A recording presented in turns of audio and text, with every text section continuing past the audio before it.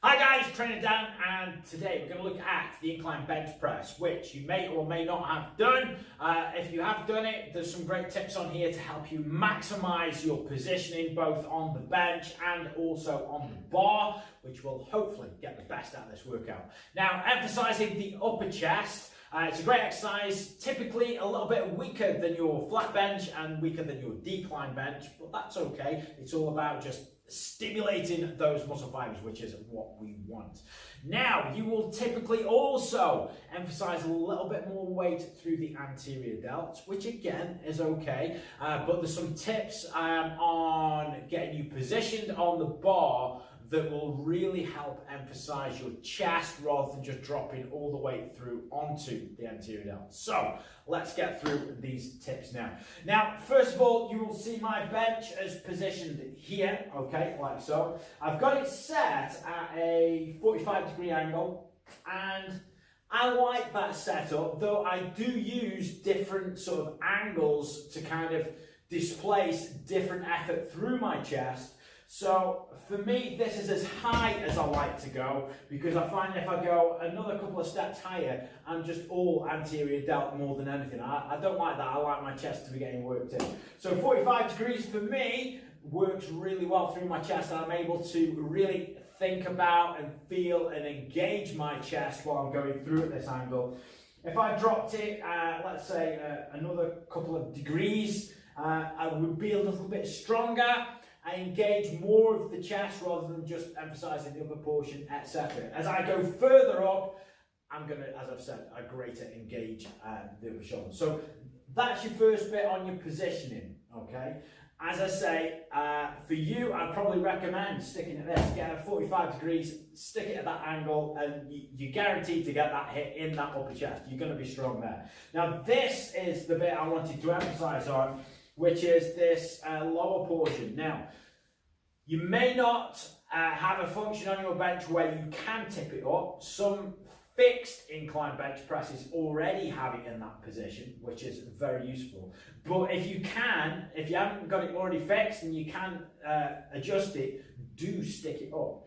Because what tends to happen is, as you start to fatigue on the bench, you are quite likely to start pushing your feet down into the floor and then lifting your hips up sort of off the bench, or slouching right the way down. You'll actually slide about 2 to 3 inches down the bench, and again that bar will then start to lift up above the shoulders rather than above the chest, and you're just disengaging the chest, and we don't want that. You will feel a difference if you do get this lifted up and you ensure that your back just stays planted on the bench. Don't forget, with the type of workouts that we're after, which is sort of muscle building and hypertrophy, it's about stimulating the muscle and not just about shifting lots of weight, okay? Even though that can be useful in certain training phases, that's not our overall general purpose with how we are training. So there are your first bits. If you can get that tipped up, get it tipped up, it's going to make a difference. But then you've still got to watch that you're not driving those feet into the floor and lifting your hips up. I'll give you an example in a second. So next, so that's the first bit on the bench. Then we'll get onto the bench, into position. You see already that tips me up, and it's very hard for me to now kind of do this, kind of drive that up, and I can't slip down the bench. I just can't slide down. So it's going to be good, and it can prevent me from sort of overthrowing this this bar back above my head, which you never want. You want the weight over the chest so that it hurts more, it stimulates the chest more. That's where we want it, okay? Now, bar positioning with this technique.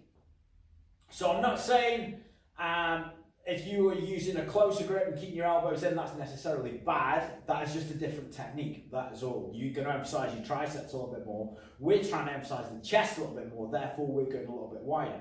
Now you should have, on an Olympic bar, you've got some little lines. So I've got a little line here, I've got 2 lines here, 2 lines here, and another line obviously there, okay? And these are good indicators for sort of marking where you want to position your fingers. One, it makes sure that you are just nice and balanced, because there's nothing worse than having one hand over here, one hand over here, and you're trying to press it out and you're just not equal on the bar. That is crazy. So you want to make sure that you equalize, so we've got equal distribution through that range of movement, but also this sets us up for some good width, okay?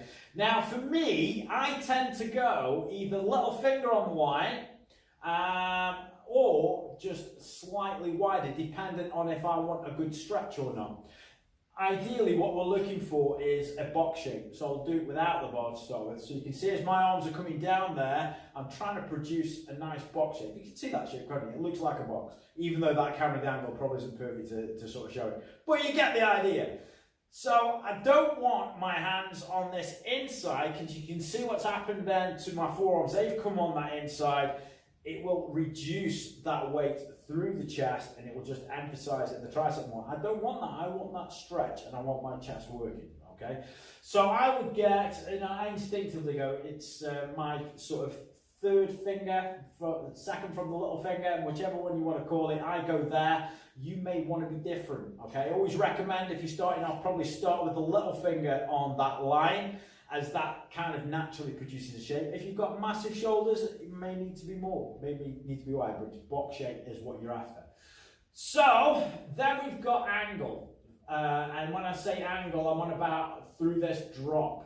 Okay, so I'll get the bar locked off and I'll talk to you from the top.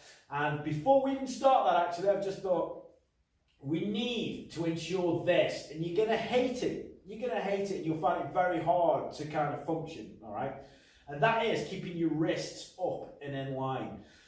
I find that with my wrists in line, the stimulation that I get through my chest is much greater than just letting my hands fall back. I don't know if you can see that properly there, but if I tip my hands backwards, all of a sudden my elbows tip into it, tipping forwards. I can feel more weight running through my anterior delts, and I'm going to involve sort of weirdly my triceps more, but not even in an effective way, okay? So when I've got my wrists up, I'm producing a solid box shape.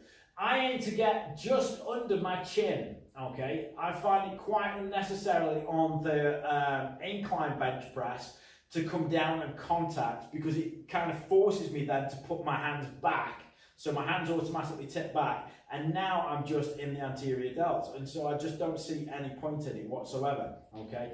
So for me, for maximum stimulation, where I tend to go is I will go just under the chin. I can feel a really good stretch because I've got those wrists in line, and then keeping them shoulders back. I try and keep that same alignment throughout that range of movement, okay? So I'm just under the chin and squeezing all the way up. Now, as you fatigue, what you can tend to have happen, okay, is as you're lifting up, you will start to tip the bar backwards above your head, okay? You don't want that, because what your body's trying to do is take the weight out of your chest, and we want it in the chest, all right? If that is happening and you can't function reps without you doing that, and you find yourself tipping up all the way and then the bar's just going backwards all the time, drop your weight down so that you can keep the stimulation on the chest all the way through, and then creep your weight up when you're strong enough to be able to function this technique well. That will give you greater muscular development than trying to lift weight that you can't really lift properly without having this sort of instinctive cheat break up at the top, all right? So I'll show you again. Nice box shape. Get the wrists in line. Keep the wrists in line. It is essential. Then we're down just below the chin. Feel the stretch in the chest. Keep those wrists in line and breathe out as you lift. And then just keep that functioning so we've got weight above the chest all the time. Okay? And I'll lock on there because I'm feeling a little bit tired. No, I'm not. It's easy, that is. It's only 40k. And then, obviously, next thing, if you've got a bench that lifts up, it will make a difference. And these little alterations, if you've not done this before, and you have done incline bench press, you may find it will drop your weight down, which isn't a bad thing, because we're trying to isolate and emphasize targeted pressure on the muscle group rather than just cheating out through acres of weight.